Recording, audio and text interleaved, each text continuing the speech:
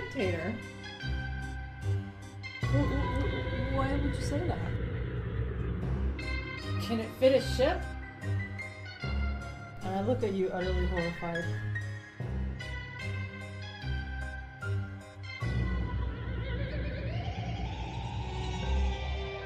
Welcome to the Galactic Gnomads Traveler Podcast, the character bio version. Today we are talking about Dr. Pernicky Fuzzlebottom. If you enjoy what you hear, check out our Patreon. $1 a month gets you all the bonus Traveler content, and $2 almost everything else. Or you can just follow along with our public adventures here on YouTube, our website at galacticnomads.com, or wherever fine podcasts are downloaded. And if you are a subscriber, go to our closed Facebook group, which is for patrons only. It's the best way to engage the whole crew. So, let's talk about the brilliant, if frazzled, Dr. Pernicky Fuzzlebottom. Pernicky Fuzzlebottom was born on the volcanic planet of Plox 6 in the newly colonized Neurot system. Her grandfather, Ghent, was a corporate botanist sent to oversee the agricultural development of the planet, which was named after the CEO of Gravitas Inc. The expansion of the consortium demanded more food, and the colonization of arable planets was on the rise. This made Pernicky's grandfather an important person in Gravitas Inc. Although Plox 6 was the sixth planet from the Sun, its volcanic activity and smoky atmosphere made it the warmest planet in the system, and its volcanic soil is full of nutrients pushed up from Plox 6's mantle.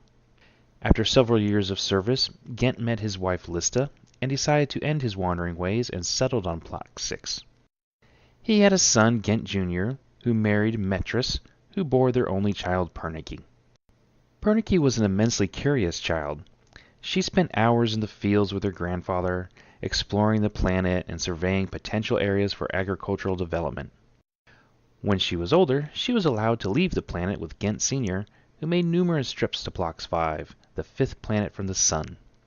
It was a cooler, thinner air planet, and Ghent Sr. was in charge of developing tracts of arable land and building an extensive greenhouse system.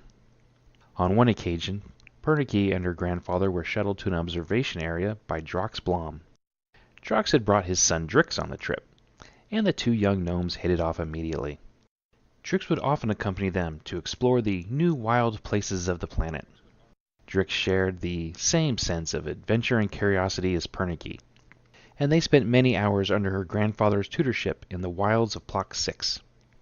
Her friend Drix had suffered a tragedy before they met when his mom was killed by Vibers, miniature woodpeckers, while working in the deep forests.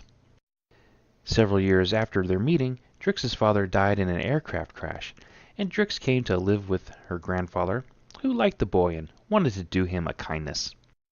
After Pernicky's grandfather passed on from a heart attack, cashed out as they like to say, she attended the School of Geology and Surveyorship at Ploxis University, also named after the Gravitas Inc. CEO. Her friend Drix was not a studious person, and failed the entrance exam, but was able to join the Scout Corps as a surveyor. Sad, but excited to begin her studies, Pernicky worked her way toward a career as a scholar and field researcher like her grandfather. She also studied veterinarian medicine. In her first year of university, Pernicky joined the Delta Pi sorority, where she met three stalwart friends: Lila Bender, a paleontologist; Sissy Rasputin, a doctor; and Jewel Buzzybee, a journalist. They would be allies she could count on the rest of her life, through the bulls and the bears.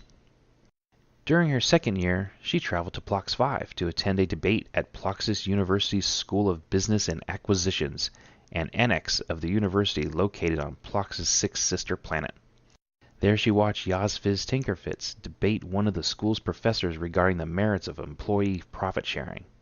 Yazfiz argued and encouraged employees to work hard and be more mindful of the company's success, because its success increased the employees' success.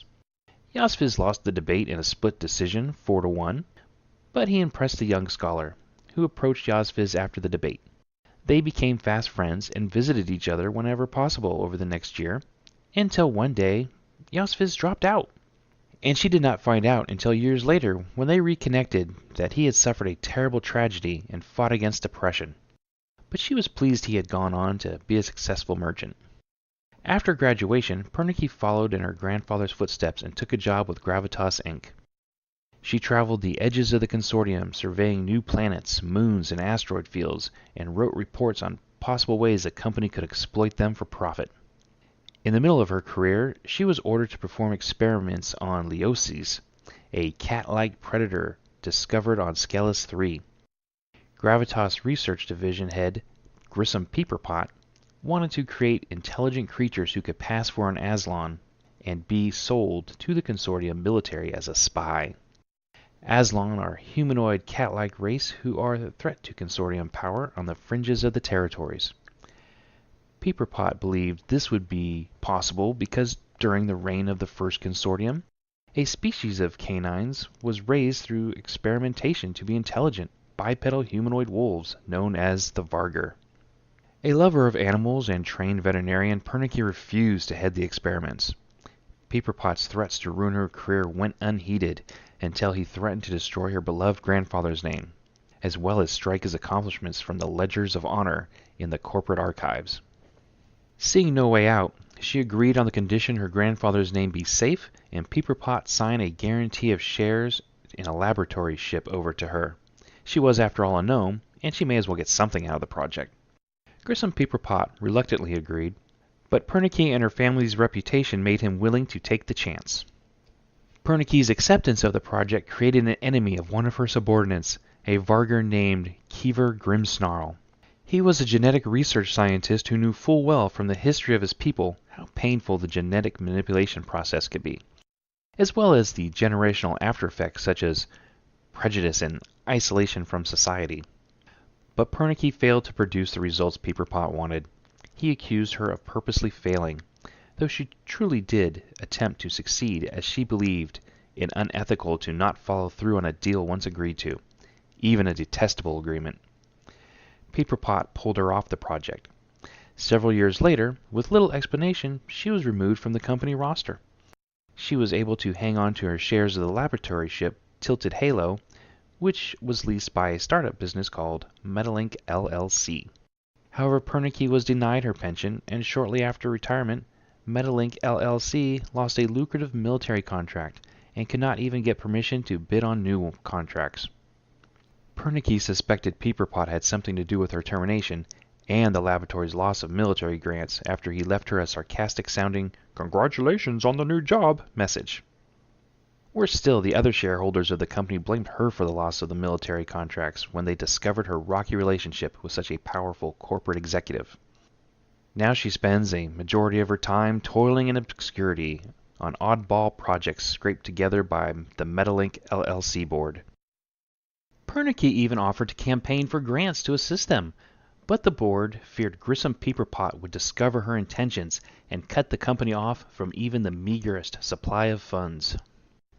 Still filled with curiosity and wanderlust, she circles a gas giant in the Raleigh system on a laboratory ship that can barely be maintained, with a disgruntled crew counting the number of dust particles in the gas giant's ring. And that is the origin story of Pernicky Fuzzlebottom. About 1,000 times better than the Wolverine Origins movie. Thanks for joining us in Pernicky's early adventures. If you haven't already checked out our Traveler podcast to see what further messes she has gotten into, please do so. We also have a 2-part character creation pod where we go through the character creating process, and that's after I edited it. Find us on Facebook so Mark can tell everyone what you're doing, as well as iTunes, YouTube, our website, and the Twitter that I never check. We are called Galactic Gnomads everywhere because gnomes are everywhere. Until next time, keep consuming